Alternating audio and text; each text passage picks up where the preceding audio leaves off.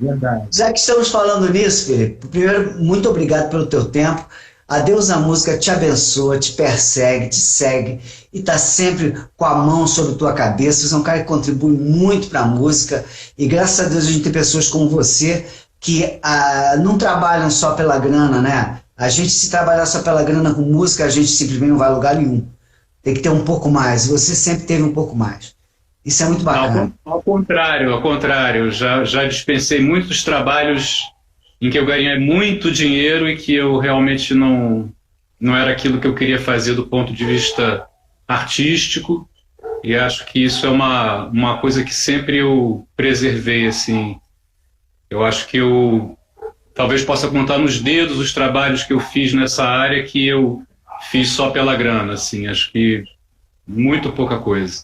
Que bom, que bom. Isso quer dizer, isso é resultado de competência, né? Quando a gente começa a poder escolher o que fazer, é porque a demanda aumentou em função da competência. Coisa boa, cara. Isso é maravilhoso. Mas me fala uma coisa, como é que a tal da Deusa Música te encontrou e te falou assim, é comigo mesmo, vamos seguir em frente. Como é que foi? Fazendo uma longa história curta, eu comecei a... Meus pais frequentam... Na minha família não tem nenhum músico. Olha. E então, assim, meus pais tinham uns amigos que tinham um grupo que tocava samba, ficava ali naquela brincadeira, era uma coisa legal, que eles se reuniam lá em Teresópolis, a gente ia passar férias lá, e eu fiquei meio de olho no violão. Assim, aí comecei a estudar violão com uns 10 anos de idade, 9, 10 anos, e daí já começou, estudei violão, depois teoria, depois um pouco de piano, e aí com 13 anos entrei no meu primeiro coral, e aí com 17 entrei num super coral aqui do Rio de Janeiro, chamado Coral da Cultura Inglesa, que era regido pelo Marcos Leite.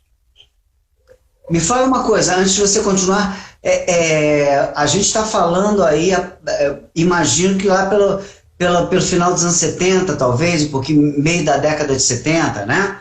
É bastante incomum que um cara da nossa idade, mais ou menos, nosso contemporâneo, se interesse por canto coral com essa idade, ainda mais quando não tem nenhuma iniciação na família. O que te aproximou desse trabalho de voz? Eu tive a sorte de ter... Eu sempre estudei em escola pública, e eu tive a sorte de ter, na minha escola pública, no ginásio, quando eu entrei, uma professora queridíssima, chamada Raquel Lissovski, que nos incentivava a criar música, a fazer coisas com sons e a cantar.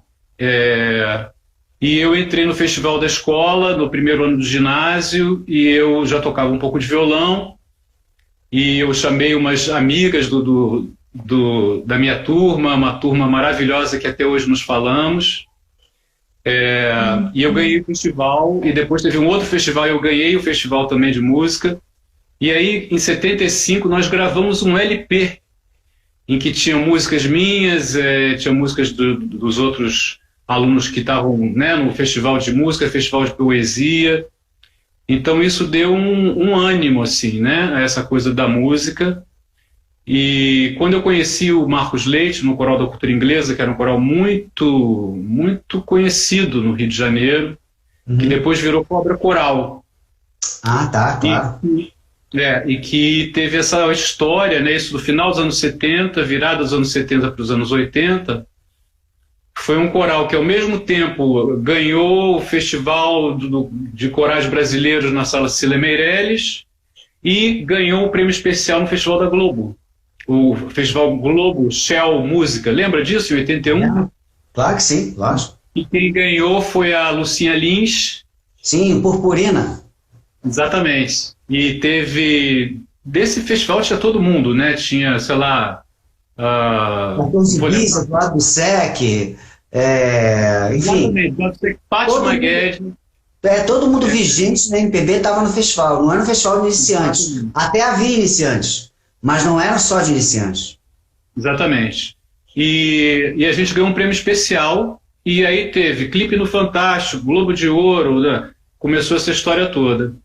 E eu comecei a cantar, e cantei, fiz aula de canto e tal. Deixa eu te segurar um pouquinho, senão você conta a história toda. Não pode ser assim não, tá? Não, eu continuo na mesma curiosidade, né? Esse grupo todo, do ponto de vista assim, da preparação que eles tinham, eram todos autodidatas, ou seja, ninguém lia partitura, era todo mundo na intuição e, claro, no ensaio, no trabalho? Não, era super, super heterogêneo, como geralmente são os corais. Eu cantei em vários corais, né? Cantei também na Associação de Canto Coral, no Coral da ProArte, que era tudo mais clássico, partitura e tal, mas esse não, era muita gente de muitas áreas. E tinha essa figura central do Marcos Leite, né, que enfim, talvez seja a figura mais importante do canto coral brasileiro. Peraí que eu acho que caí, né? Você só voltou. E aí o que aconteceu foi isso, assim, a gente tinha um preparador vocal, aliás, tivemos vários preparadores vocais nesse coral. E aí também esses preparadores eram muito diferentes nas suas formações, e eu fui começando a me interessar muito por aquilo.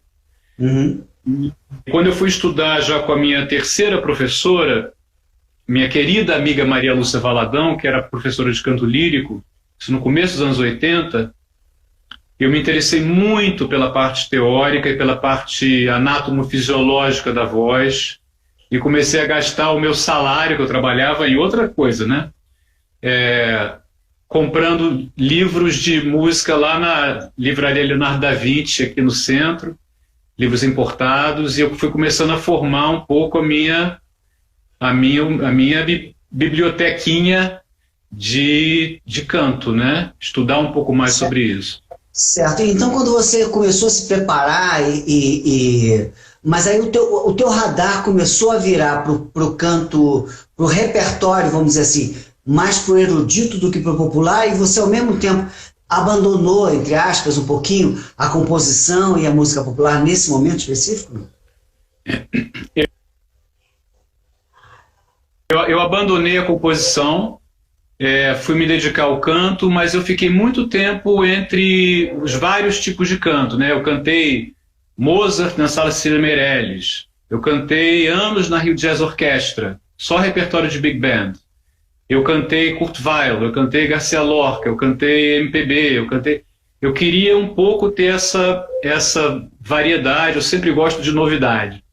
E o que acontecia naquela época é que não existia nenhuma formação de pedagogia vocal para o canto popular. E era essa a minha busca, né? Minha busca era essa.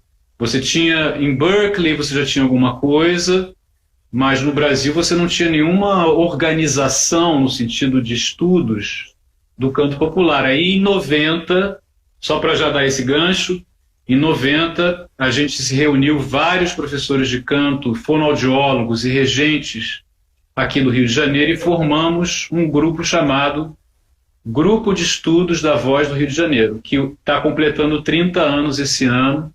Inclusive, a gente vai ter agora um evento de comemoração em que a gente foi estudar literatura de canto e as interdisciplinaridades, né? Corpo, parte acústica, enfim, tudo que se relaciona à pedagogia vocal dirigida para o canto popular. Deixa eu fazer uma pergunta agora, vou parando de vez em quando, que isso conforme é sempre, eu procuro fazer uma conversa, né? Procuro também dar uns pitacos para a pessoa que conversa comigo ficar horrorizada com a minha ignorância e me ajudar a entender melhor a vida. Então, o Brasil, apesar de não poder se comparar, por exemplo, com os Estados Unidos, eu estou comparando o Brasil com os Estados Unidos porque ambos têm dimensões continentais, tem negro na cultura, tem muitos imigrantes, tem muitas cores no repertório local popular, né? Várias tendências, muito rico. E nos Estados Unidos a gente tem uma tradição vocal gigantesca, né? Que vem desde dos cantos de trabalho até até os grupos brancos de música country, vocal, Take Six do lado, enfim, é aquela riqueza que todo mundo conhece, né, da pop. No Brasil, a gente também não fica um pouco atrás, não. A gente tem lá, não indo tão longe lá para os Gatos, não sei o que, mas vindo a partir dos cariocas, né? Cariocas, MPB4, mais contemporâneos, né? Quarteto em Si, Boca Livre, Céu da Boca, Viva Voz, enfim. Com certeza estou esquecendo um monte, né? Mas a gente tem grupos pops que tem bons conceitos vocais, como 14 bis, Roupa Nova, enfim, a gente tem uma riqueza vocal. Sem nenhum preparo, conforme você está me dizendo que havia para o canto popular, até vocês se reunirem e começarem a organizar esse conhecimento, como é que você acha que essa coisa surgiu no Brasil, do canto coletivo, vamos dizer assim, popular? Bom, eu não acho que o Brasil fique atrás de ninguém. Acho que a riqueza musical do Brasil é tipo incomparável. Essa questão que você está perguntando mais especificamente, grupo vocal, né? Grupo vocal. Eles existem desde a década de 30, né? Uhum. Inclusive a década de 40 foi uma grande, né, os grandes grupos vocais da década de 40, num dos quais surgiu João Gilberto, no outro Lúcio Alves, né? Então é uma tradição muito, muito antiga brasileira, e que foi evoluindo, né, até hoje. Eu já fui jurado de inúmeros concursos de grupos vocais. É uma tradição que se mantém totalmente em dia, né? Nunca se perdeu. Agora, o que eu estou falando em termos do que a gente foi estudar é mais a parte técnica de anatomofisiologia e de pedagogia vocal. As pessoas aprendem com a vivência. Eu também fui aprendendo com a vivência, tive aulas, mas também aprendi fora das aulas, né? Uhum. E eu acho que faltava uma organização desse conhecimento, que nos últimos 30 anos aconteceu muito, especialmente depois que talvez hoje em dia em metade das capitais do Brasil você já tenha curso superior de canto popular, bacharelado em canto popular, que não existia no Brasil até 20 anos atrás, não existia.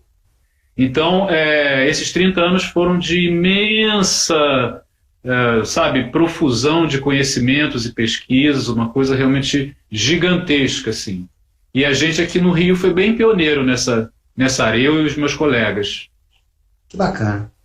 E você, uma vez organizado esse conhecimento, o que acontecia na tua carreira, vamos dizer assim, como artista, né? Basicamente você é um artista, ao mesmo tempo que você se nutria de conhecimento e organizava o que você tinha aprendido com o que outras pessoas tinham aprendido e teorizava coisas importantes que dariam desde técnica vocal até treinamento específico que viria a redundar numa preparação vocal e tal. O que você fazia com a tua carreira? Você estava focado exclusivamente na questão do canto?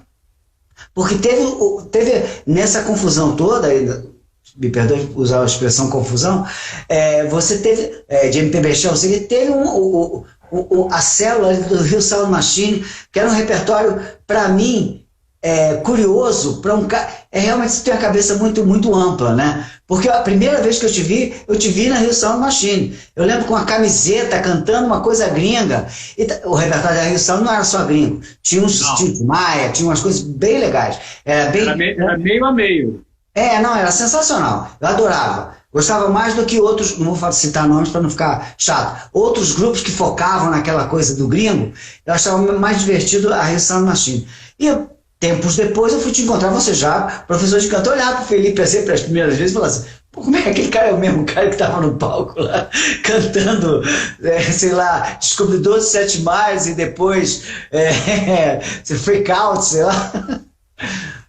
Eu sempre gostei de novidade e variedade. Sempre gostei. Gosto de trabalhar com tudo. Essa parte de cantar, na verdade, a Rio Sound foi uma grande oportunidade que surgiu. Eu estava fazendo um show em que eu era o arranjador, o produtor, o diretor e o cantor sobre Duke Ellington, Olha, a coisa mais sofisticada do jazz americano. E aí o Gustavo Corsi, super guitarrista, meu querido amigo, viu o show, me convidou para fazer um teste lá, não sei o que, acabei entrando na Rio Sound e passei 5 anos muito felizes na Rio Sound, com uma carga de trabalho imensa, assim, devendo da gente fazer esse tipo 100 shows por ano, uma coisa louca, e aí começou a ficar pesado. Eu dava aula de segunda a sexta, e aí saía correndo para passar show na sexta, show sábado, show domingo, né? A gente fez temporadas imensas no Mistura Fina da Lagoa, depois do Ballroom, no Jazz Mania, tarará. E eu ainda cantava na Rio Jazz Orquestra, né? Então era meio complexo, assim. Eu dava muita aula, e aí eu fui um pouco me cansando um pouco daquela rotina de shows, no sentido de tempo, já não tinha muito tempo para mim, e fui me dedicando a essa parte mesmo mais que eu gostava de preparação vocal, tanto de dar aula particular, quanto de fazer preparação vocal em estúdio. E aí foi também uma descoberta, porque você se lembra, né, também que não tinham muitos profissionais que faziam isso. não, Então, eu tenho orgulho de dizer que eu sou um dos pioneiros dessa área aqui no Brasil. não, sem dúvida, Felipe. Inclusive, eu vou te falar o seguinte: a primeira vez que eu vi a expressão vocal coach foi por causa de Sandy Júnior. E não era você, era a gringa, lembra dela? Como era o nome dela, meu Deus? Não lembro o nome dela, mas eu lembro. Era amiga do Moog. A ligação que o Moog tinha com ela colocou a gringa na fita, que era uma pessoa muito competente, muito querida, gostava de brasileiro, tentava falar português e tal. E era muito bacana. Foi a primeira vez que eu soube, juro por Deus, da existência do vocal coach. Eu sabia que existia professores de canto, sabia que tinha preparadores vocais, eventualmente, mas não sabia que existia gente especializada na situação gravação ou na situação show. Não, realmente não sabia. Foi o primeiro contato, e isso foi na década de 90 já, né? Mas continua, desculpa, eu te interrompi. Não, é isso, que na verdade eu já dava aula, eu dou aulas de canto desde 88, né? Então está fazendo 33 anos que eu dou aula. E quando a minha irmã, Fernanda Abreu, né, foi gravar o primeiro disco solo, a gente teve sempre uma ligação muito importante, muito visceral nessa coisa de se apoiar um ao outro, de dar palpite no trabalho um do outro. Nós somos ambos virginianos, ambos super exigentes ou chatos, como prefiram. E aí ela foi gravar o primeiro disco solo dela, em 90, e ela me chamou para fazer essa parte de preparação vocal em estúdio. E porque ela confiava em mim, na minha... Sabia que eu ia tentar fazer o melhor trabalho possível ali. O disco estava sendo produzido pelo Herbert e pelo Fábio Fonseca, se não me engano. E o Herbert estava lá também, tinha shows, tinha isso, tinha aquilo. O Fábio estava sempre lendo os manuais dentro do estúdio, aquela coisa, né, totalmente lendo aqui. E eu fiquei, né, responsável pela parte da direção vocal mesmo, né? Naquela época, que era só 24 canais, que tinha que ser na fita, não tinha espaço, não tinha canal para coro. Peraí. Essa parte é muito rica e eu quero deixar para depois. Peraí que eu não estou te ouvindo, Ricardo. Peraí, alguma coisa aconteceu. Oi. Me ouve? Peraí, o que será? Me ouve? Então, eu vou dar um refresh aqui, é isso? Tá bom, pode ser. E aí, voltou? Fala um pouquinho. Eu estou falando, Meu Deus, por que será que eu não estou lhe ouvindo?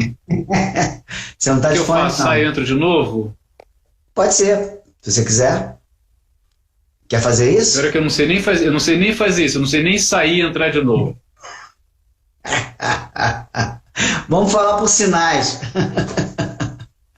Faz uma mímica aqui ou escreve alguma coisa, porque eu não estou te ouvindo nada. Ai, meu Deus do céu. Não sei como te ajudar. É só sair e entrar de novo. Pera aí, Ricardo. Eu acho que eu vou sair e entrar de novo, né?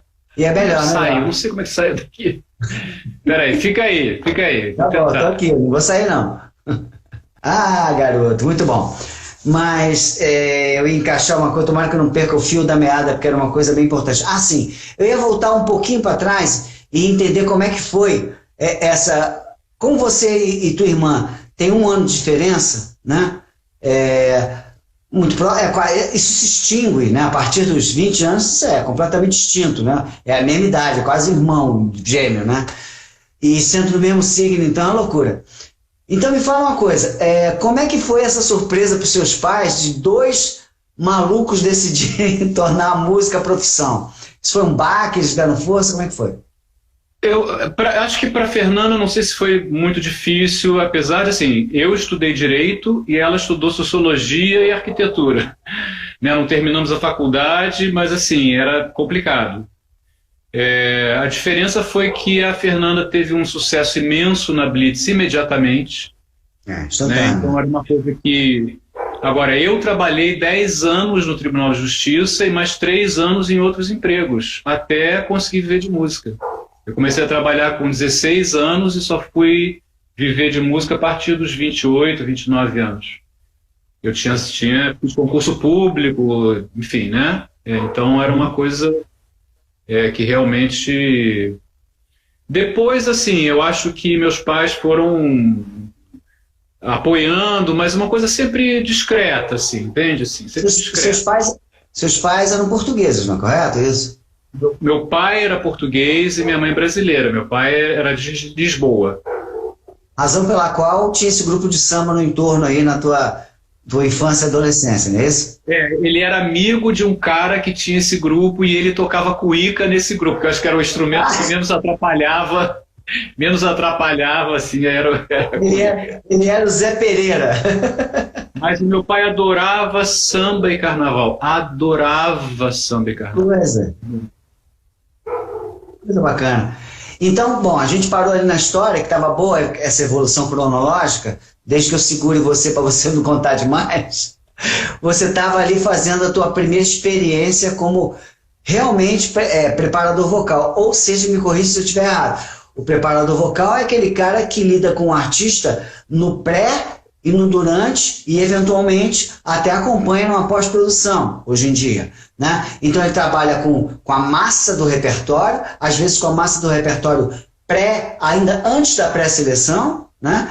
Depois trabalha com ajuda, eventualmente, fazendo, às vezes, do artista no que ele poderia cantar melhor daquele repertório, né? E depois prepara o artista para aquele repertório, ele colocando voz, ajuda a dirigir.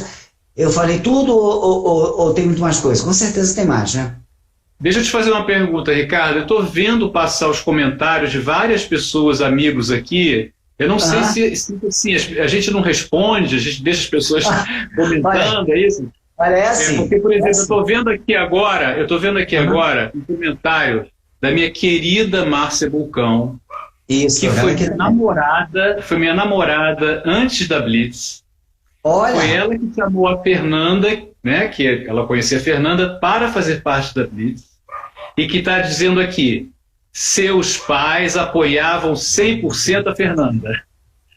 Não, perfeito. Não, assim, você fica à vontade para saudar as pessoas. Eu não costumo fazer muitas, a não ser que seja uma pergunta assim, né? Porque senão você para fazer pergunta, daqui a pouco já passou o teu tempo, aquelas perguntas que você achava pertinentes não fez.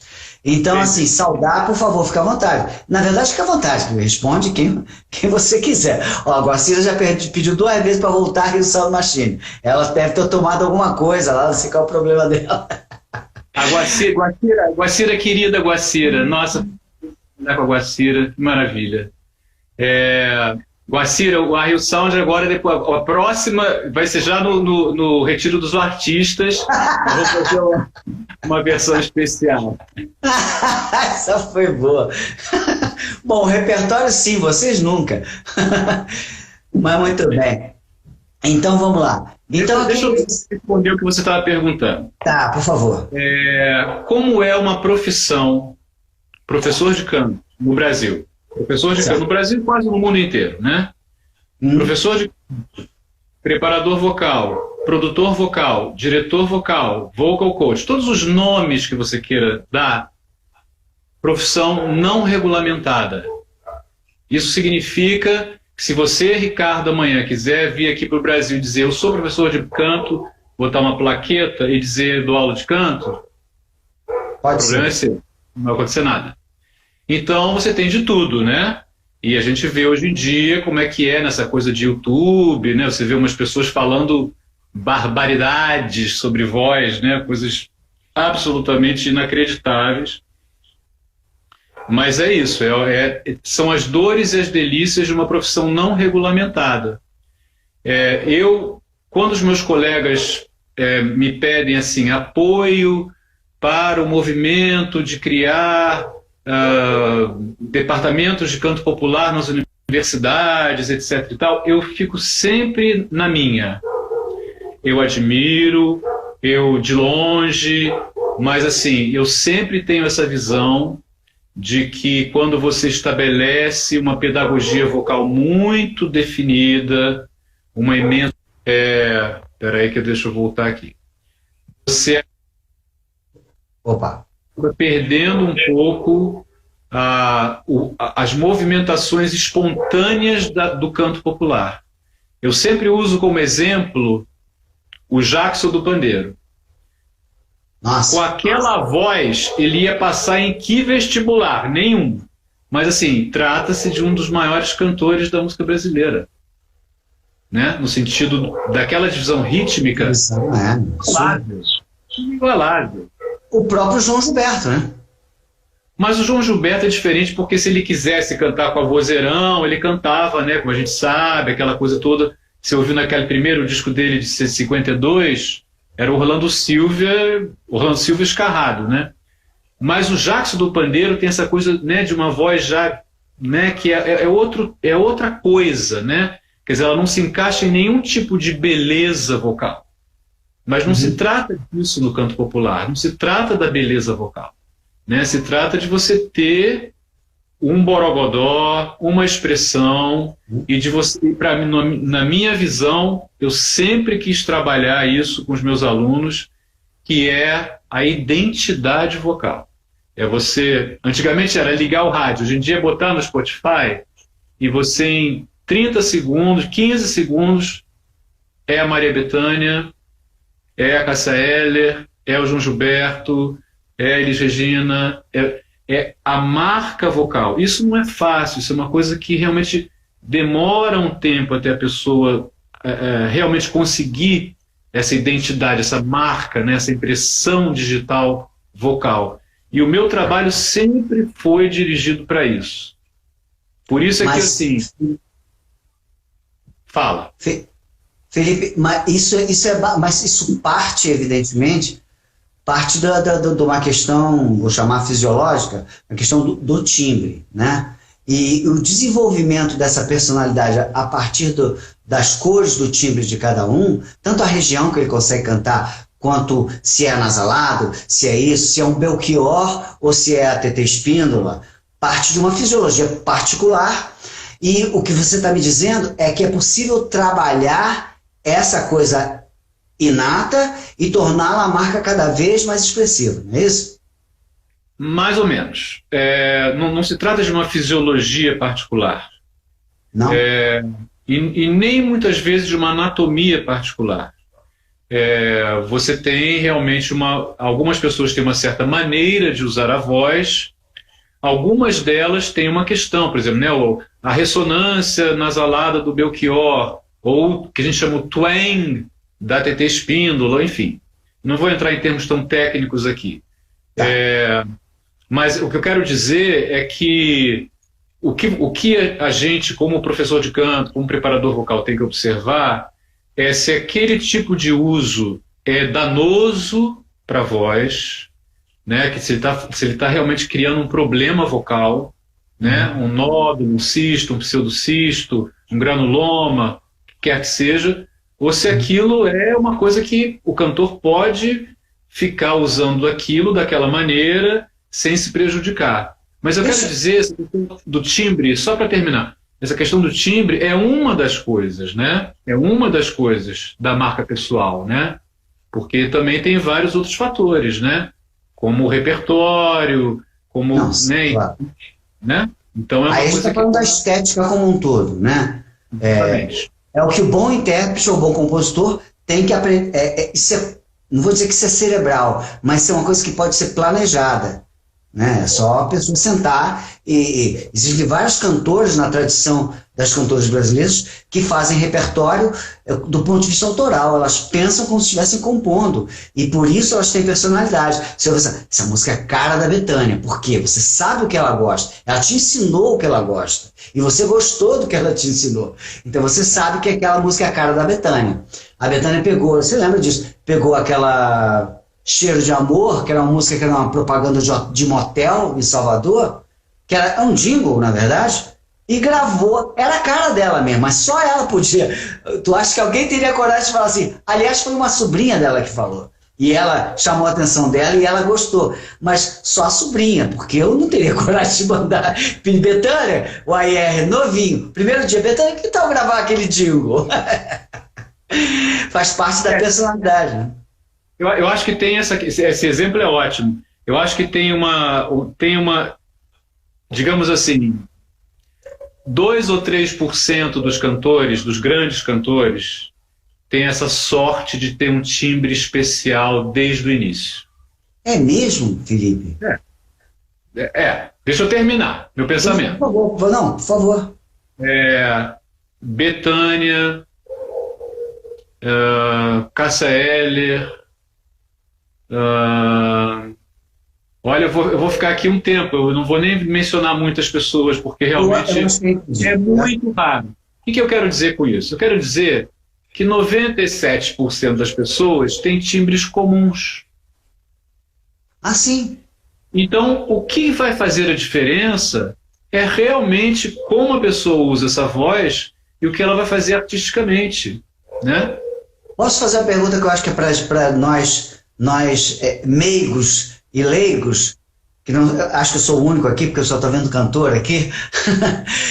O que a gente pode dizer? O que você quer dizer, por exemplo, é que o Roberto Carlos, que é um dos maiores intérpretes, talvez seja o maior intérprete brasileiro, no sentido da expressão, da maneira brasileira de cantar e da expressão e do sucesso que ele teria, entre aspas, um timbre comum, mas é muito bem usado em tudo que não é o timbre.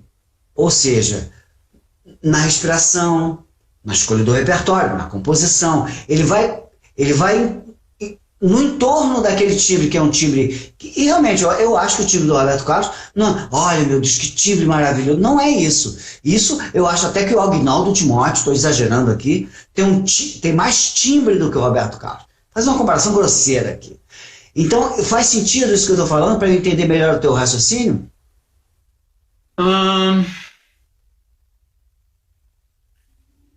Deixa eu ver se eu consigo me explicar melhor. Eu entendi. Você sabe que o Roberto Carlos começou imitando o João Gilberto, né? Sim, eu sei, o caso imperial. A busca de um timbre pessoal é uma jornada, é um caminho. É você começar a perceber junto com o seu preparador vocal, se você tiver um preparador vocal, se não tiver você vai ter que fazer isso meio sozinho, quais são os pontos mais bacanas que eu tenho da minha voz que fazem com que eu realmente possa me destacar nesse sentido da personalidade. Entendi. Sabe, da minha personalidade. Então, o Roberto Carlos fez um caminho muito longo, né, Ricardo? Você pega os primeiros discos dele, não tem nada a ver com a voz dos anos 70. É uma coisa que... Você pega o primeiro disco da Gal e você pega o segundo ou terceiro, já tem uma diferença, Caetano, já tem Gil, né? Então é uma jornada e eu acho que o meu papel, assim, é ajudar o cantor aí, sabe? Olha, preste atenção, é claro, tem exercícios, vocalizes e tal, né? Então é uma questão de você ir percebendo quais são aqueles pontos positivos que você tem na sua voz, sabe? Que você começa a perceber que tem um certo tipo de repertório que cai melhor. Quando você vai gravar, você percebe que você tem mais rendimento numa certa região da voz, né, numa certa tessitura, você vai começando a desenvolver, às vezes, alguns tipos de ornamento que caem muito bem na sua voz, outros não caem. Né? Você, por exemplo, né, toda a trajetória de deliberação que o João Gilberto fez, né, de não vou fazer vibrato, vou escolher uma tessitura totalmente grave, que não é da minha mais conforto, mas é o que eu quero fazer. O volume que ele cantava, a maneira de frasear, a respiração, tudo isso foi um processo, né? E que eu acho que muitas vezes os cantores iniciantes, eles não têm ainda maturidade para ir percebendo isso. E, em geral, o cantor iniciante ele começa imitando outros, é um processo normal, né? A Beatriz está falando aqui da Elis imitando Ângela Maria. Qual cantora da geração da Elis que não imitou, ou pelo menos não tinha como referência a Ângela Maria, né? Tem aquela passagem no show do Falso Brilhante, né? Na nossa idade a gente viu, né? Que ela imitava em sequência, né? A Ângela, a Edith Piaf e a Maísa e a Isaurinha. Maravilhosamente bem. Estamos falando aí, né, provavelmente da maior cantora que o Brasil já teve, né? Em todos os sentidos de voz, instrumento, ouvido, afinação, uma coisa realmente... Você arriscaria dizer que as cantoras do naipe da Elis Regina, que felizmente são muitas, ela é maior, mas é uma geração de ouro, principalmente dos anos 70, 60 para os anos 70, é um negócio... Você fala, meu Deus do céu, Deus jogou um pozinho aqui no Brasil para nascer tanta coisa bonita ao mesmo tempo.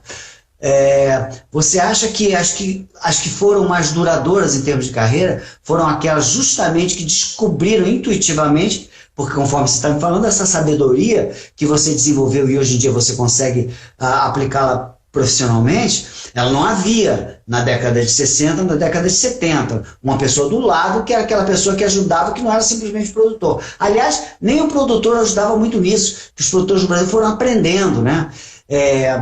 Você acha que eram essas cantoras ou esses cantores que descobriam intuitivamente, opa, é isso aqui. Eu acho que varia, Ricardo. Acho que varia, porque depende um pouco de que fase da carreira o cantor está. Se você pegar assim, finge que a gente não conhece o repertório da Elis Regina, tá? Se você pegar gravação da Elis Regina, de 62, 65, 67, 68, você vai saber qual é o ano pelo timbre da voz que ela está usando. Entendi. Então, não é uma jornada linear que você começa num ponto e termina no outro. Você vai fazendo descobertas, aventuras no meio do caminho, né? E no caso da Elis, né, ela teve problemas vocais no meio do caminho, operou, etc e tal, né? Porque ela foi se arriscando, né, no meio do caminho. Mas são, enfim, né, são as coisas que cada cantor deve saber o que ele quer fazer ou não, né? Arriscar. E tem essas pessoas do lado, né, que às vezes é um preparador vocal, mas muitas vezes é um produtor, muitas vezes é um diretor musical, muitas vezes... Né, um AIR. Um AIR.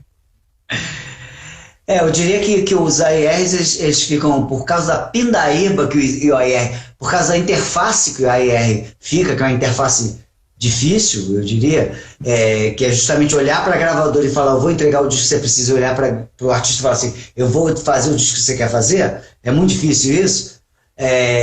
Pode ser que é quase uma arte fazer isso. O AIR fica muito com isso, porque o produtor, normalmente, o bom produtor fica meio como um AIR de estúdio. Mas a maior parte dos produtores que eu conheci, eu diria 60%, eles trabalham mais com o artista quando anda para o estúdio que trabalha para a gravadora. O que faz sentido, porque ele vai ficar ali 2 meses com aquele pepino na mão, se ele virar o psicanalista do artista, ferrou, cara. Ele tem que escolher um lado, né? Mas eu acho sim que os produtores e AIRs fizeram um pouco esse papel, mas essa soma do preparador vocal com essa visão mais holística, essa visão de ajudar no repertório, ajudar a cabeça artística também a encontrar o melhor repertório. E quando você fala do melhor repertório, você não está falando só de melodia, nem de desenho melódico, você está falando também de palavras, porque também o João Gilberto e o Roberto Carlos são os reis da palavra. Eles não botam na boca, nunca botaram em suas bocas palavras, quer dizer, botaram nisso, depois aprenderam, começaram a tirar essas palavras. Muitas vezes a gente acreditou a toque do Roberto Carlos, mas era toque de certa forma, mas era um toque cuidado. Essa palavra, não. Eu não quero falar, eu não acho que eu não gosto do som, tem muito R, as bobagens, né? Depois você presta atenção e fala assim, o cara tem razão. Engraçado, né? Não, totalmente, né? Você pega, por exemplo, né, a gravação icônica do João Gilberto de Estate, né? Daquela música italiana. Se você vai ouvir a gravação original de Estate, tem um refrão que é sempre depois de cada verso, de cada estrofe, que é Odio l'estate. Eu odeio o verão. Então ele canta estate, odio l'estate, odio l'estate. João Gilberto canta assim, não, eu não odeio o verão, eu não vou cantar isso, não vou cantar. E para muita gente que não conhece o original, quando ouve, diz assim, mas o que é isso? Como assim odeio o verão? Onde estava isso? Você vê que ele fez uma escolha maravilhosa, né? Enfim. Mas essa questão, voltando um pouquinho, do repertório, do AR, do produtor, do meu papel também, no meu caso, né, eu estou sempre pensando assim, qual é o projeto do momento? Qual é o projeto agora? Qual é o retrato que você quer fazer agora? Então não é uma coisa tipo, então na minha carreira eu só vou cantar sambas. Não. Qual é o projeto agora? É esse? Então tá bem, vamos trabalhar dentro disso aqui, vamos ver as referências, né, que existem dentro disso aqui, e começar a experimentar, né? A experimentar como é que ficam as coisas, né? Então eu acho que tem essa coisa de tentar sentir o que o artista está querendo dizer naquele momento. Então, análise de texto das canções é primordial. E eu sou virginiano, né? Eu pego vírgula, respiração, eu pego consoante, vogal e analiso e vai de novo. E existe uma coisa também, e aí a gente não vai ficar discutindo isso aqui, que se não se pega... Ricardo, eu tô sem o seu som de novo. Ai, meu Deus. Não sei o que acontece, cara. Eu vou sair e entrar de novo, tá? Espera aí. Ok. Então, enquanto ele sai e entra, vamos falar aqui do Roberto. O Roberto recentemente regravou É Preciso Saber Ver, recentemente, relativamente recente, e ele colocou se o bem e o bem existem, né? É claro que aí ele está colocando uma coisa energética, uma coisa, passa um pouco do filosófico, uma coisa quase que imaterial, né? Ele muda a palavra. E eu estava falando que o Roberto recentemente, não é preciso saber ver, criou a polarização de uma coisa que não é polar, né? Se o bem e o bem existem, é preciso escolher. Como assim? Você escolhe em duas coisas antagônicas, ou pelo menos diferentes. Com o Roberto você escolhe o bem e o bem.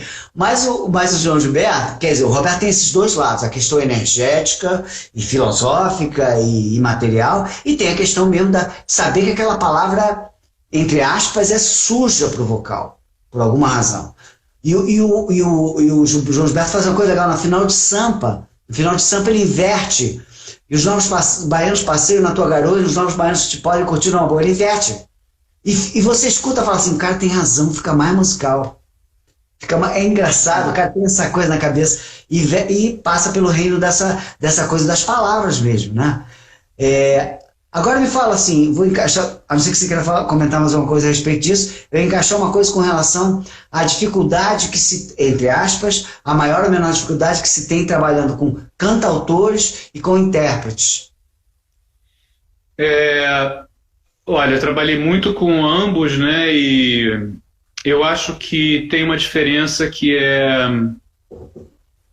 Eu acho que o cantautor, ele já vem com uma ideia bastante segura, em geral, do que ele quer. E, ao mesmo tempo, ele tem, em geral, menos preocupação, digamos, com as questões muito técnicas da voz. Tem exceções, né? Eu dei aula muito tempo para o Frejá, que é um cara realmente que foi muito CDF.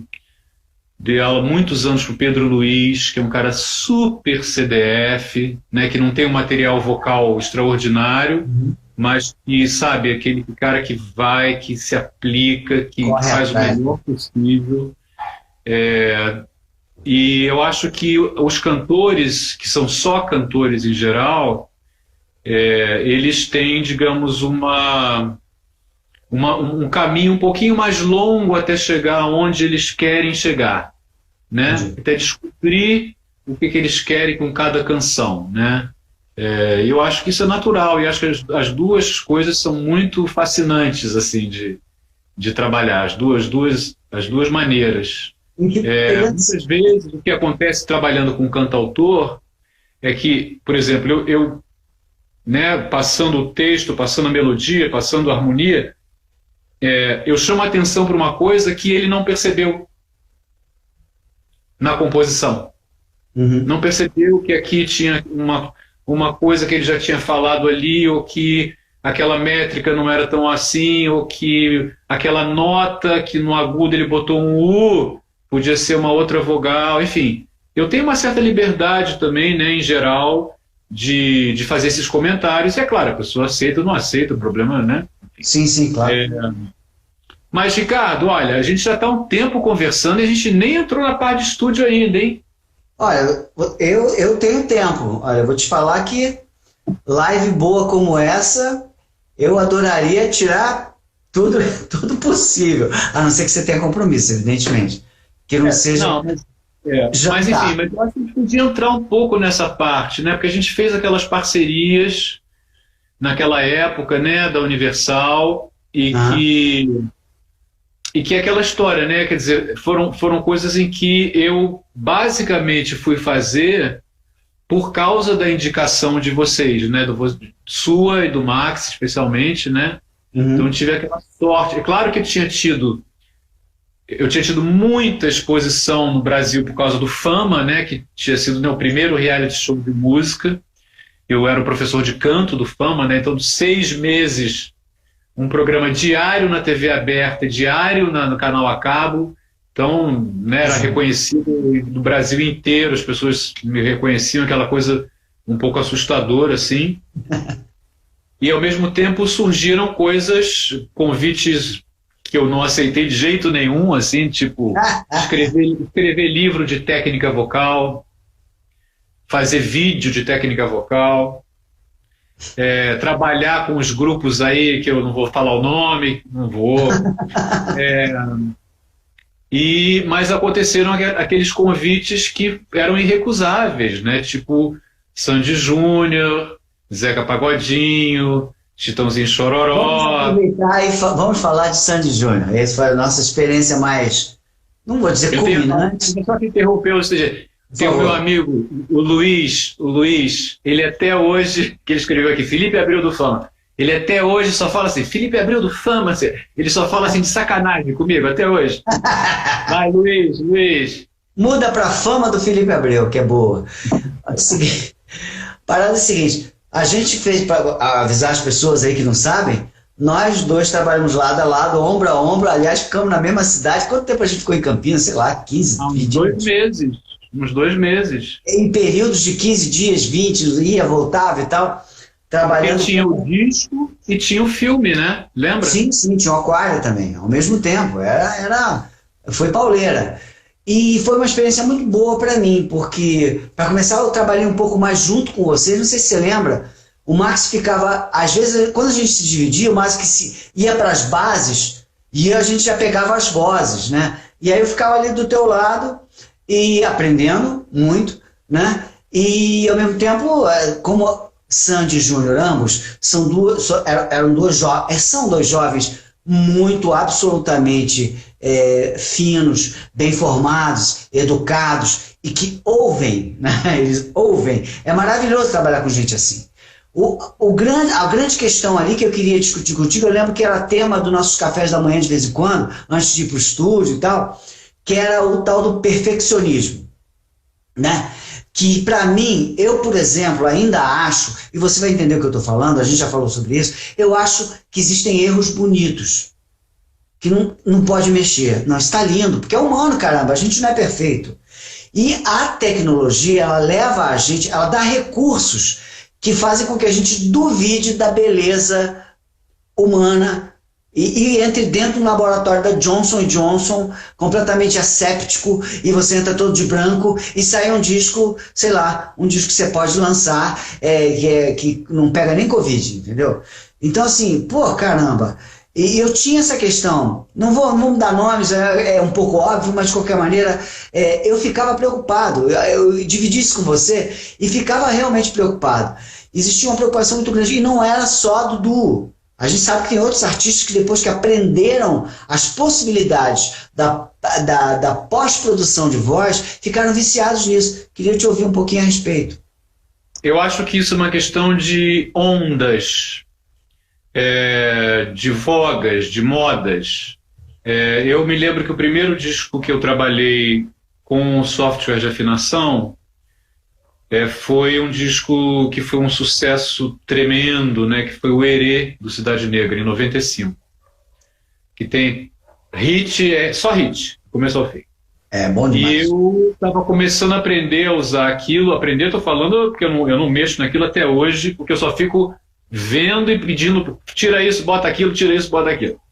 Mas fazendo junto com os engenheiros de som, e a gente descobrindo como é que aquilo era. Ao mesmo tempo, obviamente, né, eu tentando deixar tudo o mais natural possível, mexendo só aqui e ali, sabe, aquela coisa assim, e obviamente chamando o Tony depois, Tony Garrido, para ouvir tudo. E eu vou te dizer, esses discos dessa época, eu ouço no rádio até hoje, nessas músicas, elas são clássicos, e eu ouço e digo, tá legal, não tá exagerado, tá bom, não tá esquisito. E olha que meu ouvido já é deformado para ouvir essas coisas, né? Sim. Ouvir, né, alteração. Eu acho que naquela época, começo dos anos 2000, até talvez 2010, assim, teve essa coisa tipo, oba, tem uma novidade tecnológica, vamos usar, vamos usar, vamos fazer, vamos usar para tudo. E o que você vê hoje em dia, né, Ricardo, é assim, que essa quantidade de uso dos softwares de afinação vai depender do gênero, né? Então você pega assim um pop e um funk e um sertanejo, é atochado. Você pega hip hop, é de propósito, né? É uma coisa de propósito para aquela voz. Estético. Né? E você pega um rock mais, né, rock, ou mesmo na MPB, assim, você vê que o uso está muito restrito, sabe? Está cada vez menos. Então eu acho que tem uma variação muito grande hoje em dia entre quem deixa mais ou menos o som como ele é natural e quem mexe muito ali. Agora, me fala uma coisa. O quanto que você, em qualquer momento, hoje, bom, quando começou, eu concordo com você, o que a gente ouvia de voz de pato, que a gente falava, nossa senhora, que voz de pato, o cara pegou um ferro de passar roupa, passou em cima da nota, assim, que horror, aquilo era audível, eu ficava bobo. E a outra coisa que a gente chega à conclusão, os técnicos em Pro Tools de afinação não eram músicos, na sua maioria, e às vezes eram garotos que viraram talentosos, maravilhosos, mas que estavam aprendendo. Então, cara, a gente ficava na mão desses caras e sentavam eu e você. Não. Eu não. Não. Eu ficava ali o tempo inteiro em cima, o tempo todo. Mas a questão, que é pelo menos a minha questão, Felipe, a minha questão é que às vezes eu não sabia o que ele tinha que fazer para dar o que eu estava falando.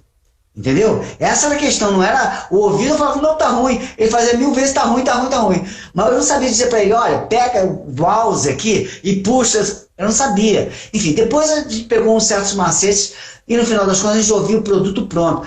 Mas, de qualquer forma, eu encaixar a seguinte pergunta: o quanto você acha que em algum momento dessa história toda, até os tempos atuais, em que existe uma seleção por gênero e por cabeça artística, o quanto era melhor ter cantado melhor do que ter mexido na voz? Olha, eu confesso para você, bom, eu já trabalhei em, sei lá, 100 discos, né, Ricardo? Fazendo isso. Eu confesso que eu gosto do resultado das coisas que eu fiz dentro desse ponto de vista, assim, porque eu acho que eu fui sempre muito, sabe, deixando a coisa muito natural, usando só o que precisava. Eu sempre estava em cima. Então, por exemplo, hoje em dia, eu só trabalho com... Peraí. Alô? Só trabalho com 2 técnicos que fazem isso comigo. Só. Não faço com outras pessoas. Bacana. Porque são músicos, sabem o que eu estou pedindo e é muito engraçado, porque em geral é por e-mail que eu faço. Então eu vou lá. No segundo tal, a nota tal está acima da afinação, aí você bota... Mas deixa eu te perguntar uma coisa. Qual é o percentual desses trabalhos em que você esteve na colocação de voz ou não esteve? Porque eu quero chegar no seguinte, para você complementar logo. Você não ouve falar assim, cacete, eu deixei passar? Não? Quando eu estou dirigindo no estúdio, eu não deixo passar. Entendi. Isso aí, quem trabalhou comigo sabe. Eu vou repetir até ter o material possível para fazer. Quando eu raramente pego para fazer esse trabalho se eu não estive no estúdio, mas já aconteceu. Mas eu geralmente peço que a pessoa, em geral, eu peço que a pessoa grave de novo. Eu digo, eu tenho até eu acho que ela está aí, a Luciana Fischer, que é uma querida que, nossa, foi um prazer, assim, a gente se conheceu na pandemia. Ela é do Mato Grosso do Sul, de Campo Grande, e eu fiz a preparação vocal do disco dela, que vai sair agora, e várias vezes ela estava fazendo lá, né? Eu não podia ir para lá, no estúdio, e várias vezes eu pedi para ela, eu acho que você podia fazer melhor, eu acho que você podia voltar para o estúdio e fazer melhor. Essa frase aqui, aquela frase ali, porque essa que é a vantagem hoje em dia dos estúdios não terem mais taxímetro, né? É verdade. E você sabe que... Você sabe disso, né? Mas vou contar para as pessoas que tem gente que não sabe. E, aliás, vou te falar assim, que era uma coisa que eu e Max fazíamos e que eu não vi ninguém fazendo. Depois, isso tem a ver com a voz, tem a ver com a interpretação. Não na questão da afinação, claro. Quando você recebe o material mixado, você pode até mandar afinar de novo, mas está pronto. É masterização, né? Mas a gente pegava a masterização do Ricardo Garcia, às vezes do Carlinhos Freitas, mais do Ricardo Garcia, que era pertinho, que eu pegava o carro e ia lá fazer com ele, e ficava naquela coisa da sílaba. Aí eu estou falando de volume de punch. O artista veio lá no finalzinho, Aí a gente ia com a canetinha reto para aquela... Falava assim, sobe aqui é mais voz, aqui é mais 1 dB. Aí eu ia com aqueles papéis, sentava do lado do Ricardo, ficava lá eu e ele fazendo. Muito bom, muito bom. Bons tempos. Eu faço isso, Ricardo, eu faço... O cantor me manda a voz, eu ouço a voz já editada, já está afinada, e eu digo, olha, essa sílaba aqui, ou essa palavra aqui, bota mais 2 dB, ou 2,5, ou 3. Tem que fazer. Quer dizer, veja bem. O critério, para mim, é sempre o critério artístico. Assim, é claro que eu adoro quando tem um cantor com uma técnica tão maravilhosa que você não tem nem que se preocupar com a técnica, né? Então, por exemplo, eu trabalhei algumas esporádicas vezes atendendo a Mônica Salmazo. sabe? Então, assim, né? Tá bem, vai fazer o quê, né? A Roberta Sá foi minha aluna durante 15 anos, sabe? Aquela afinação, aquela voz, tá bem, que lindo, né? Não temos que nos preocupar muito com nada mais do que a parte artística, né? Mas então o critério é sempre artístico, eu acho, é sempre, sabe, às vezes dá uma bobeada e você também perder um take, uma parte do take, porque não falou o R do fim da palavra. Aquela sílaba ele virou aqui, não saiu, o volume tá. Não tem sentido, né? Porque você sabe que não foi aquela intenção que ele teve. Sim, Aquilo sim. foi um acidente de percurso ali, né? Uhum. Mas é muito legal, e eu vou te falar que isso está correto. Se você tendo essa visada sempre artística, é o correto. Você não pode ter a visada da perfeição, porque aí está errado. A visada artística, porque a questão do visceral, mesmo consertando, vem. Né? Mesmo que você queira afinar a Cássia Eller, que eu te confesso que eu fiz com a Cássia Eller, deixa eu lembrar os discos que eu fiz. Eu fiz o Com Você Meu Mundo Ficaria Completo, produzido pelo Nando, fiz o acústico e fiz o póstumo, o 10 de dezembro. Só que o Nando é um produtor muito bacana. Eu gostei muito sempre de trabalhar com o Nando em todos os sentidos. Eu nunca... Engraçado, né? Você pega às vezes um artista que é produtor e vai falar assim, pô, esse cara deve ser um saco, deve ser difícil pra caramba. Porque a gente sabe quando lidar com um artista e sabe que tem alguns difíceis, vamos dizer assim. E eu achava que, pô, nada, cara, o cara... Eu também fiz gerência artística dele como artista, também não tive problema. Ele como produtor, menos ainda. No acústico a gente fez repertório junto, eu cheguei com uma lista de 50 músicas, sugestões, ele olhou com o maior respeito, acabaram entrando duas, eu fiquei super alegre. Enfim, ele sempre foi um cara muito assim. Então não posso dizer que a voz da Cássia Eller, e também o técnico era o Marcelo Saboia, que é um super técnico, então não dá para dizer que se foi pilotada. Mas assim, mesmo que você mexa numa coisinha ou na outra na voz da Cássia, aquela coisa, aquele vulcão vem de qualquer maneira. Ninguém segura aquilo. Seja uma balada ou num rock and roll, ninguém segura. Então assim, você tem razão, eu acho que a tecnologia tem que ser usada para o bem. Para o bem do quê? Da arte, aqui nesse caso, né? Porque você vê assim, por exemplo, o primeiro disco do Fagner, se você botar um melodia, uma máquina tentando afinar aquilo, a máquina vai dar um curto-circuito, ela vai sair do ar, vai dar um problema. Porque assim, era o estilo do cara. E eu amo o primeiro disco dele, depois o Ave Noturno, o segundo, eu amo tudo que ele faz, até quando ele desafina. Se a gente trouxesse esse disco para agora, estivesse gravando agora como artista novo, talvez eu gostasse até mais se tivesse essa visada aqui e ali, onde passou um pouquinho demais. Talvez eu gostasse até mais. Acho que a diferença é essa. Né? Não tem aquele... eu acho que tem uma grande modificação que aconteceu nos últimos, talvez, 10 ou 15 anos, que foi o fato de que, eu não sei se você costuma pensar um pouco sobre isso, mas assim, a gente viveu ao mesmo tempo, né, paralelamente, você viveu um aperfeiçoamento cada vez maior da imagem. Sim. Né? HD, Super HD, 4K, 8K, blá, blá, blá, e cada vez menos do áudio. Cada vez o áudio é pior, né? Então... Você quer dizer o produto final, não o desenvolvimento tecnológico, né?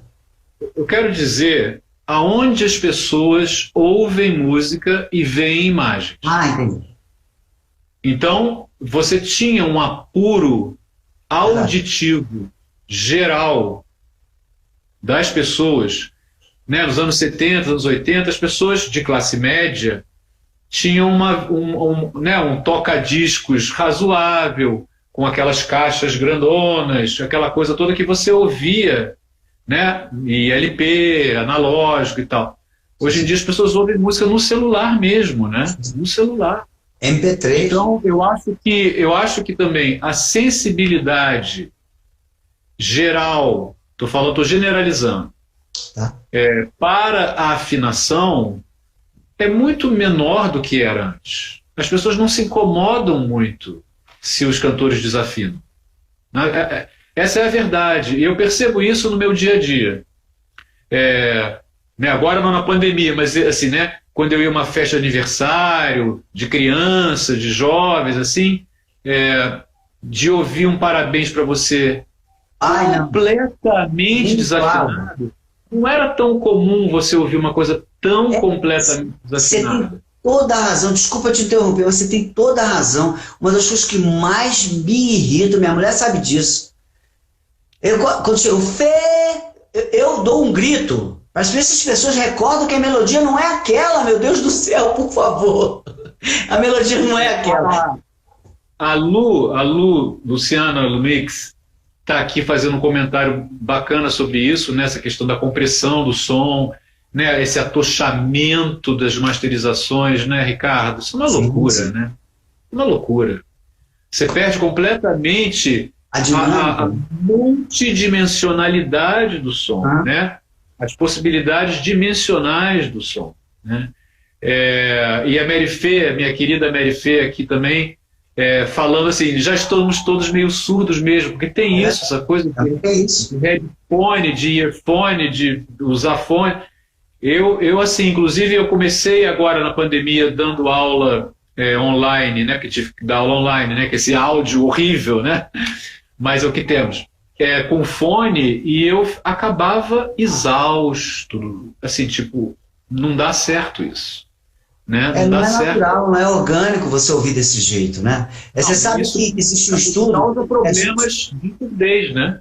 Causa problemas de surdez. Né? No ponto de vista da visão, já existem estudos antigos, né? Que o problema é que cada vez vemos pior... Não vou nem falar das telas, tá?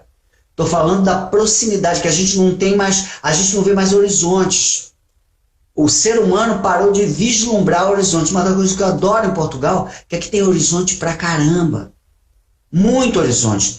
Lisboa, centro de Lisboa, você é capaz de conseguir ver um pôr do sol lá embaixo.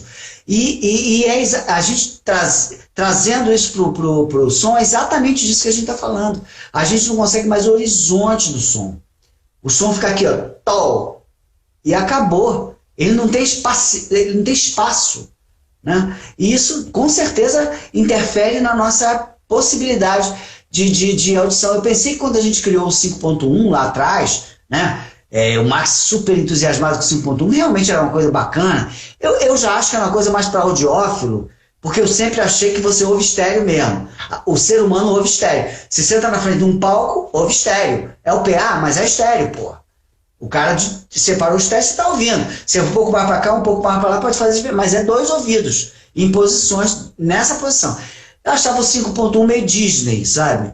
Mas assim, era um Disney legal. Eu acho que ali parou. A evolução do áudio parou ali, porque a tecnologia veio, o digital invadiu a telinha e a gente passou a ouvir cada vez pior, cada vez menos. Eu, sinceramente, ainda teorias falam assim, será que, quando eu abro o Spotify, por exemplo, eu consigo ouvir discos que eu nunca tive, que o meu amigo da rua tinha? Eu acho também muito bom. A gente vai ter que chegar num consenso em algum momento para melhorar esse áudio, para a gente ter tudo que a gente pode ter, em termos de quantidade, e passar a ter a mesma qualidade que a gente tinha.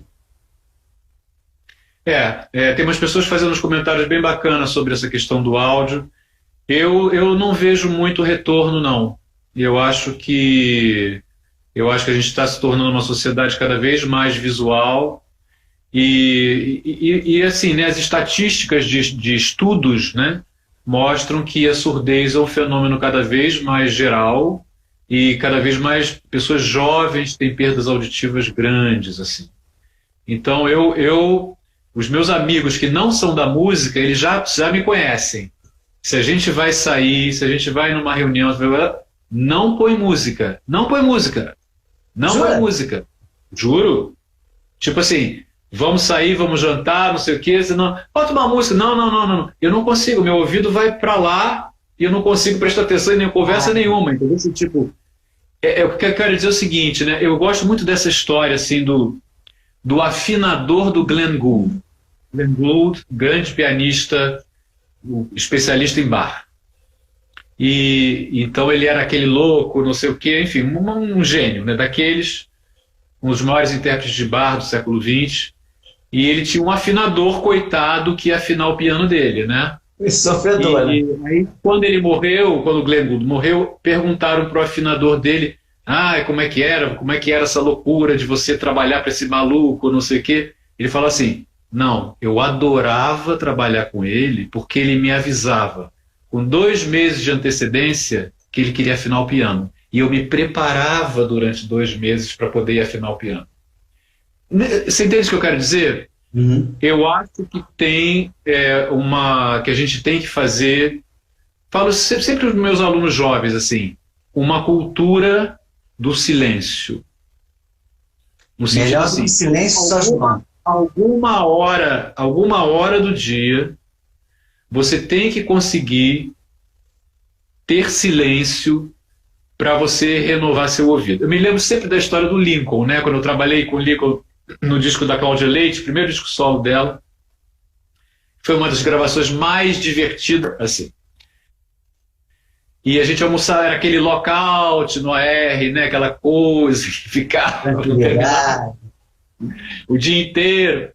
E aí a gente chegava para almoçar e o Lincoln, né? Aquela pessoa comia aquele bife sangrento, aquela coisa, com um copo de limão, de suco de limão puro. Aí ele falava, você tem que tomar limão todo dia. Eu falei, achava que era uma coisa de estômago. Não, é porque limpa o ouvido, que é uma beleza. Antes de mixar, eu tomo esse copo desse tamanho de limão, meu ouvido fica limpo. Aquelas teorias do Lincoln, né? Mas o que eu quero dizer com isso é, a gente tem que poder ter essa dimensão do silêncio, sabe? Sem dúvida. Porque senão a gente só fica de 70 dB para cima na vida. O silêncio é como a água para o vinho, né? Você, para sentir, mudar de um vinho para o outro, por exemplo, ele toma um gole d'água para limpar o paladar. O silêncio limpa o nosso, não vou dizer nem paladar auditivo, mas limpa a nossa capacidade de distinção de som, né?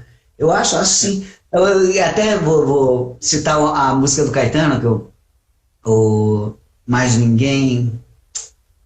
esqueci o nome da música. É do Estrangeiro, se eu não me engano. Não, do livro. Que ele vem falando de vários cantores, é linda a música. E no final ele fala assim, melhor do que isso, só o silêncio. Melhor do que silêncio, só João. Só o João. Muito bom. Mas tu vê que o Caetano valoriza... Pro Caetano, do jeito que ele valoriza o João, valorizar o silêncio, dizendo que ele é quase um João, você vê como é que o silêncio é importante do ponto de vista das pessoas que estão preocupadas com essa questão que você levantou. Tem aquela capa maravilhosa de um dos últimos discos do João, né, que é... Sim, eu estava lá. A Camila Pitanga. É o voz e violão. Voz e violão. Esse foi... Não, foi qual? Foi o voz e violão, foi. Nesse momento dividiram o cast... E veio o querido falecido Sérgio Carvalho para a Universal, eu era gerente também, nós dividimos o cast, né? Aí na divisão, como eu já estava lá, eu peguei os artistas que eu gostava de trabalhar, né? E o Sérgio Carvalho já tinha trabalhado com o mundo inteiro, para ele problema nenhum, e ele ficou com o João. E eu nunca tinha trabalhado com o João, e mesmo assim ele cortou um belo dobrado com o João, cortou um dobrado bacana com o João. Quem não corta? Mas era esse disco aí. Mas o disco é lindo, né? O disco é lindo. Valoriza o silêncio, é verdade. Eu acho assim, né? O João Gilberto agora teria feito 90 anos, assim. Eu esperava, sabe? Porque a gente está vivendo essa época horrível, né, Ricardo, no Brasil. Mas assim, a quantidade de homenagens que deveriam ter sido feitas ao João Gilberto, né? O João Gilberto meio botou a música brasileira no mapa mundi, de verdade. Fora a Carmen Miranda, que eu super valorizo, acho uma das figuras matrizes mais importantes para o canto brasileiro, mas o João Gilberto deveria, sim, sabe, ser cantado em prosa e verso todos os dias no Brasil. Porque ele inventou uma maneira brasileira, ele aperfeiçoou uma maneira brasileira de cantar, que influenciou o mundo inteiro. Assim, eu tenho alunos, Ricardo, que vêm da Europa, agora na pandemia não, né? Mas durante todos esses anos, vêm da Europa para o Rio de Janeiro para ter aula comigo de música brasileira, como cantar música brasileira. Olha, Sabe assim? eu sei disso, cara, porque aqui eu vejo os portugueses cantando, olha só que a língua é teoricamente a mesma, teoricamente. Mas Teoricamente. eles têm uma dificuldade gigantesca, como é uma língua falada aqui onde eu estou há muito mais tempo do que a nossa é falada aí, eles comem as consoantes. Comem muito as consoantes. O que quer dizer comer a consoante? É tirar o swing. Na prática, é você cantar sem swing. Porque, desculpa, eles comem as vogais. Então, o que acontece? Então, você fica no... Isso não dá swing nunca. Isso pode dar muito sentimento. Então, eles ficam loucos. É difícil você pegar um português que consiga cantar música brasileira. Você tem, né, o Zambujo, que é um cantor brasileiro, né? Sim, Ele é um cantor brasileiro, né? A maneira dele é brasileira, né? Eu fui ver alguns shows dele, Nakarato, né? O Thiago Nakarato também é. Mas ele tem pais brasileiros. Então isso não conta. O Zambujo, assim, eu vi várias vezes o Zambujo cantar, inclusive porque ele fez dueto com a Roberta e tal. O último show que eu vi, que foi no Canecão, no Vivo Rio, cantando o repertório de Chico. Foi um disco que ele lançou, Chico A. Você via que ele tinha estudado profundamente João Gilberto e Caetano Veloso. Mas profundamente. Ninguém canta daquele jeito se não estudou profundamente Caetano Veloso e João Gilberto cantando. Então, assim, eu acho que tem essa coisa eu fico às vezes preocupado assim. Preocupado não, porque eu não estou nem aí também, já estou quase me aposentando, já foi. Mas assim, quando eu pego assim, alunos jovens, muito jovens que chegam aqui, às vezes a gravadora indica, e que eu vejo assim, que não sabem quem é Chico Buarque, não sabem quem é Marisa Monte, não sabem nada. E que a referência é completamente colonizada, eu tenho muita pena, porque na verdade não se trata assim, a gente é colonizado porque a nossa cultura musical é uma merda, não. A nossa cultura musical é extraordinária, é de uma riqueza e uma sofisticação extraordinária, talvez inigualáveis em termos de música popular no mundo. Sim. Você e eu vimos o Canecão inteiro cheio cantando Luísa com Tom Jobim. Luísa. Claro. Você vai explicar para um gringo como é que um povo brasileiro canta Luísa. Não consegue explicar, né? Porque o gringo não entende nem porque nós cantamos tanto nos shows. Mas eu digo, você está entendendo o que eu estou querendo dizer da sofisticação? Luísa é sofisticadíssima, a música é difícil. Você pega um cantor profissional holandês, ele não vai saber cantar Luísa. Não sabe. Não vai acertar as notas, entendeu? Assim, então, eu acho que isso tem a ver com o que eu estava falando lá no começo da escola pública, né? Eu tive aula de música na escola pública. Eu também, cara. Eu não sei como é que anda isso hoje em dia, mas eu fico torcendo para que haja aulas de música popular brasileira, né, para essa riqueza não se perder, né? Eu acho que está no DNA, né? Mas tem que despertar, só desperta com a educação, não tem jeito. Eu acho que tem essa coisa, né? Porque como não tem mais rádio, a rádio obrigava a gente a ouvir de tudo, né, Ricardo? Porque tinham os sucessos crossover que você tinha que ouvir. Não tinha jeito. E você tinha sucesso crossover desde Caetano Veloso até o Odair José, né? Sim. Então é uma grande riqueza. Hoje em dia é tudo muito segmentado. Então é mais difícil. Mas para acabar aqui, que nós realmente estamos falando já há algum tempo, o papo está maravilhoso. Vou pedir desculpas às pessoas que fizeram eventualmente perguntas e a gente não conseguiu enxergá-las. Eu queria dizer que você falou aí de aposentadoria. Fala sério. Planos para o futuro, o que você pretende fazer? Então, Ricardo, deixa eu te falar.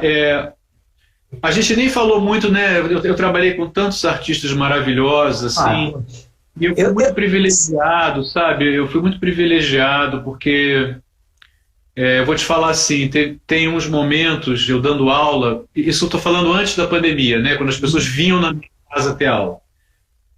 Quando eu estou aqui, por exemplo, eu estou aqui dando aula e tá a Simone com aquele timbre, Oh, nossa, que e luxo. ela está passando uma música para mim, ou Caetano Veloso, estão passando uma música para mim aqui na aula, eu estou aqui recebendo dinheiro, ou a Joyce, sabe? Você de vez em quando não se belisca, não? Eu estou aqui recebendo dinheiro para eles cantarem para mim. Para mim. Não tem mais ninguém ouvindo, só eu. Eu ainda por cima vou fazer comentários sobre isso. E ele se esmerando em cantar bem. Pois é. Então, assim, isso é uma coisa muito privilegiada. Sem dúvida. E eu. É isso, são assim, né? São 33 anos nessa profissão. Eu acho que eu já dei minha contribuição. E eu quero mudar um pouco de assunto, como eu te falei, eu gosto de novidade, eu gosto de variedade. Eu, nos últimos anos, tenho me ido um pouquinho mais para a literatura. E eu não sei o que vai acontecer, mas assim, eu acho que eu não vou poder, obviamente, parar completamente de trabalhar, né, porque é impossível no Brasil, mas eu cada vez mais tenho feito trabalhos mais objetivos, assim, de trabalhar projeto. Quer dizer, não começa aquele aluno que começa do zero e vai anos e anos e anos. Se bem que eu tenho, assim, né, meu querido amigo Léo Jaime, que já era super cantor, né? Mas que é meu aluno, vai e volta há 25 anos. Cada vez tem um projeto novo, estamos lá juntos e tal. Mas eu quero pegar mais projetos, sabe? Assim, nessa coisa de discutir com o artista, sabe? Qual é o projeto, vamos ver a questão das tonalidades, da análise das canções, o que pode ficar melhor. E esse tipo de coisa me interessa. Do que um processo mais a longo prazo, né? Aquela coisa que começa... O estudo do canto, ele demora, né? Ele é longo, ele é de longo prazo, né? Ele não é curto.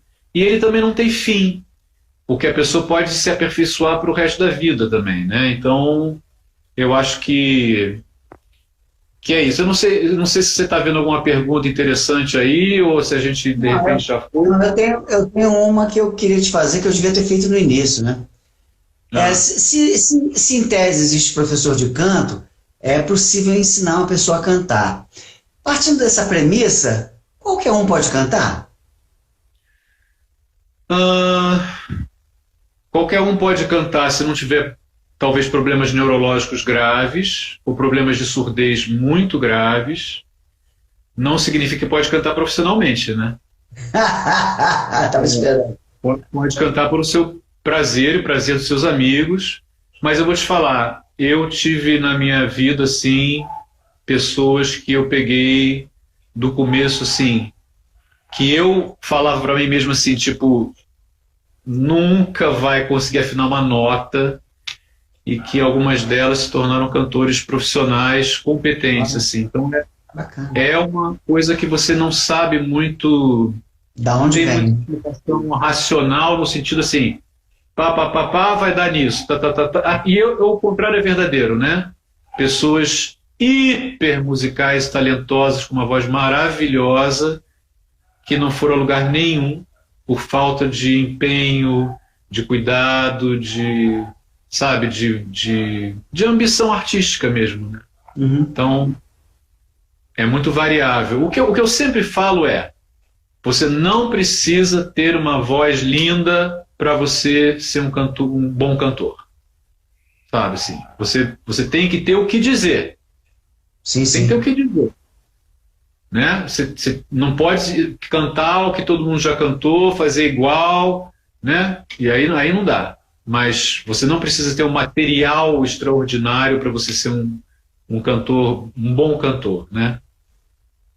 Muito bem, eu estou vendo a pergunta aqui que está na minha tela há um tempão sobre tecnologia. Já que estamos falando de tecnologia, estávamos, né?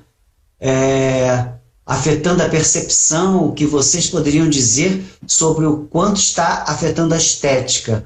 O que é bonito com como som, como voz? Onde está o valor artístico? A gente já falou um pouquinho sobre isso.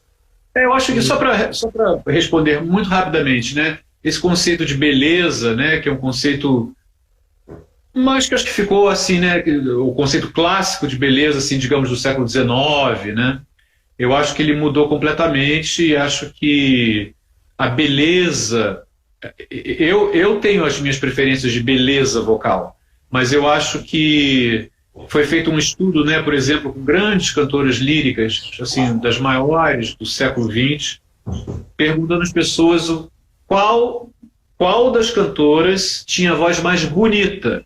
E é claro que o resultado era completamente variado, né? Porque o que cada um considera bonito é muito diferente, né? Então a gente não tem mais os padrões clássicos de beleza, né? Então acho que isso é muito legal, muito democrático, né? Que a beleza possa ser variável de acordo com o gosto do freguês. Muito bem, então, Felipe. Pô, eu vou agradecer imensamente teu tempo. Eu fiquei muito assustado de falar com você, porque você é um cara sério pra caramba. Você é meu amigo, mas fiquei preocupado de falar bobagem aqui. Eu acho que eu aprendi mais do que falei bobagem. Foi bom isso. E fico contente de ter. Depois, quando a Fernanda irmã prestigiou tanto assim o nosso encontro, eu falei assim: bom, parece que o Felipe não fala mesmo para ninguém, então eu sou um privilegiado. Fiquei contente em colocar um pouco da tua palavra, porque eu acredito muito que as pessoas que contribuem, principalmente na sombra dos bastidores, elas precisam trazer esse lado, porque, olha, a gente que trabalha do lado de lá, a gente vê o quanto, modestamente, a gente contribui para aquela pessoa que está iluminada ali ficar mais iluminada ainda. E isso é muito importante ouvir o que a tua contribuição, que acaba por ser eventualmente invisível, né? Porque você não, o Caetano está indo passando a música na tua casa. Você não sabe que quando ele cantar no palco, tem, tua mão ali, um percentual grande do que você ajudou ele a construir no raciocínio dele daquela interpretação. Então é muito bacana, eu fico muito contente de você ter falado tanto. E fico contente de não ter dado nenhum problema técnico, praticamente nenhum. E a gente tem um bom material que vai ficar salvo aí. Você quer dar o seu boa noite? Eu agradecer a todo mundo que esteve aqui. A gente teve sempre a média acima de 30 pessoas, o que é muito bacana, não é muito usual, mas ficará disponível, tenho certeza que vai bombar o seu depoimento aqui. Mas pode dar o seu boa noite à vontade aí. Eu quero agradecer, na verdade eu vi umas pessoas aqui, mas fica passando aqui, eu não estou habituado. É o primeiro papo que eu faço no Instagram. Não pretendo fazer outro, não é por nada não, mas é porque realmente, enfim, não entro no Instagram, não tenho esse hábito, mas assim, fiquei super feliz de te encontrar, porque tenho ótimas memórias do nosso trabalho juntos. Eu também. E é um papo meio infinito, né? Porque ele tem tantas variações. Mas como eu estou também muito ligado nos meus colegas que trabalham nessa área, inclusive está surgindo uma nova associação de professores de canto no Brasil. Eu participei da fundação da primeira lá dos anos 90, agora está surgindo uma outra. Então isso é legal, você vê também que está tendo uma renovação, uma nova geração que tem que pegar essa tocha e ir adiante, né? Eu também não posso usar lenha aqui carregando, eu e meus colegas Matusaléns ali carregando o negócio. Tem que ter uma nova geração que se interesse pelo... Eu só sempre falo com eles, assim, como a gente é muito colonizado, né? Tem sempre essa coisa de muito termo em inglês, muito conceito em americano, muita coisa americana na técnica vocal, eu não sei o quê. Sempre de, sabe assim, vamos valorizar o canto popular brasileiro, que é a maior expressão artística que o Brasil tem. É a maior expressão artística que o Brasil tem, a música popular brasileira. Eu adoro o cinema brasileiro, eu adoro o teatro brasileiro, bababá, pintura, mas não tem nada que se compare à riqueza da música popular brasileira. Nada. Então é uma coisa que não pode morrer, né? Ela tem que continuar, ela tem que ser preservada. Então eu faço esse pedido aos que vêm aí, eu faço esse pedido aí. Obrigado, bom, querido. Obrigadíssimo. Tá? E obrigado a todo mundo que esteve aqui no papo. Eu agradeço, super agradeço. Muito obrigado. Te espero aqui em Lisboa, hein? Ó. Vamos lá. Depois da pandemia. Café, seja o que for. Fica com Deus. Abração. Obrigado a todos. Tchau, tchau.